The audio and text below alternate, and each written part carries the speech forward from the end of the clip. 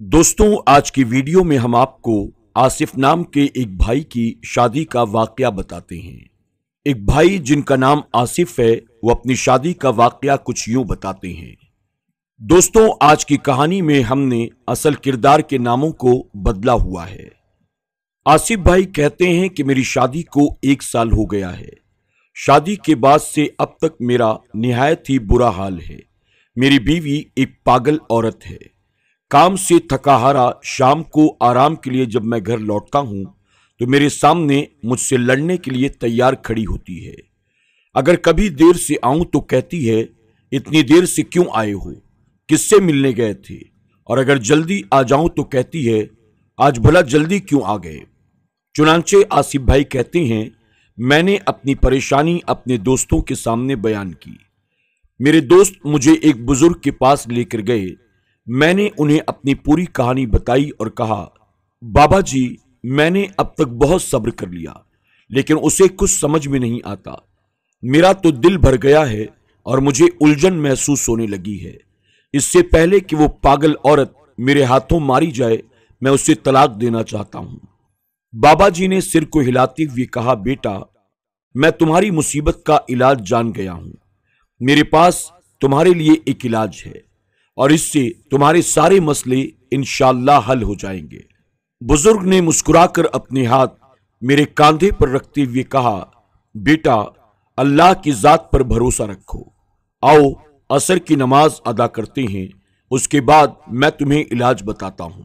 नमाजे असर से वापसी पर उन्होंने मुझे बैठने का इशारा किया और खुद अपने घर चले गए।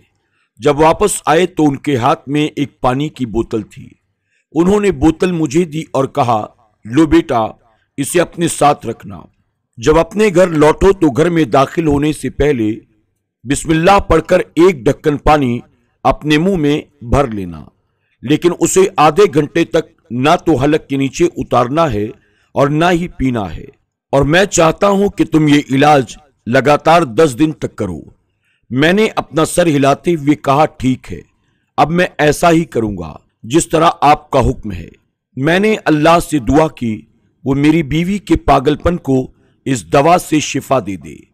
दूसरे दिन घर में दाखिल होने से पहले मैंने जेब से बोतल निकाली, बिस्मिल्लाह पढ़कर एक ढक्कन पानी अपने मुंह में भर लिया और अपने मुंह को बंद कर लिया।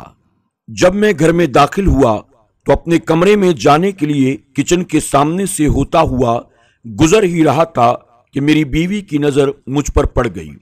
बस फिर क्या था, फिर वही बात कि आ गए आप, जो सामान मैंने मंगवाया था वो कहाँ है?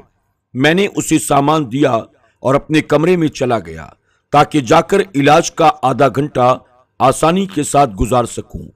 दूसरे दिन घर जाने से पहले फिर वही इलाज दोहराया। बोतल में से एक ढक्कन पानी निकाला, अपने मुंह में भरकर मुंह बंद करके घर के अंदर दाखिल हो गया।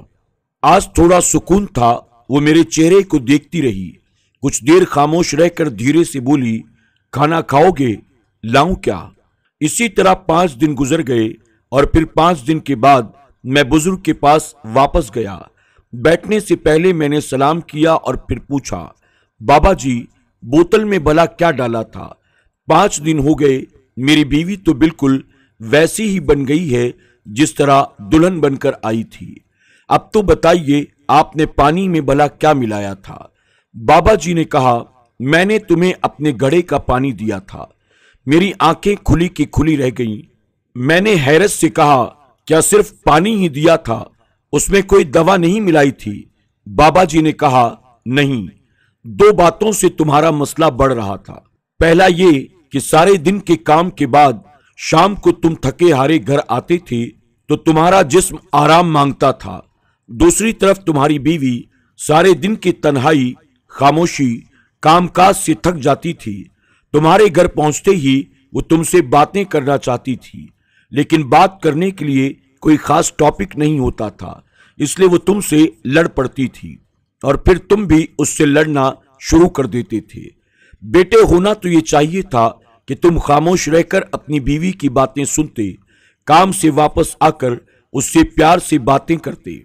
मैंने जो इलाज बोतल में बंद करके तुम्हें दिया था वो सिर्फ मेरे घर के घड़े का पानी था ताकि जब तक कुछ आराम पाकर तुम्हारा मूड ठीक न हो जाए उस वक्त तक पानी मुंह में भरकर कम से कम तुम्हारे होंठ तो सिले रहेंगे।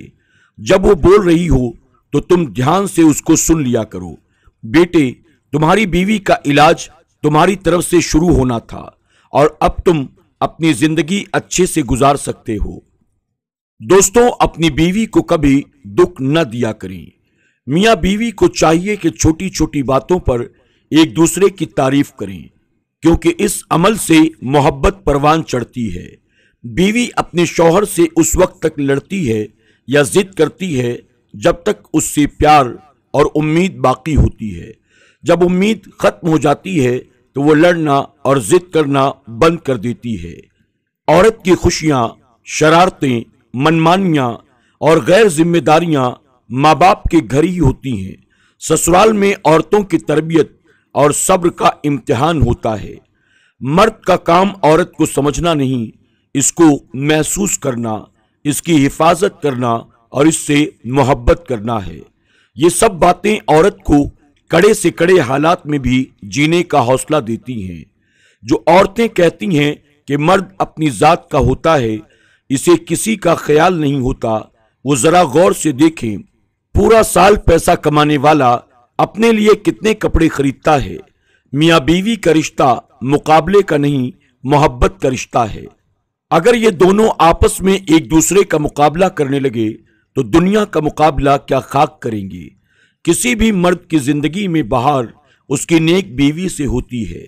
शौहर को चाहिए कि वो बीवी की तारीफ से ज्यादा इसका एहसास करे, और एक बीवी के लिए ये एहसास किसी नेमत से कम नहीं होता कि कोई मेरी फिक्र करने वाला है। बीवी जब मसाइल शौहर को बताती है तो इसका मतलब ये नहीं होता कि वो शिकायत कर रही है, बल्कि वो आप पर एतमाद यानी भरोसा करती है। दोस्तों, उम्मीद करते हैं कि मियाँ बीवी के खूबसूरत रिश्ते पर बनाई गई हमारी आज की ये खूबसूरत वीडियो आपको जरूर अच्छी लगी होगी।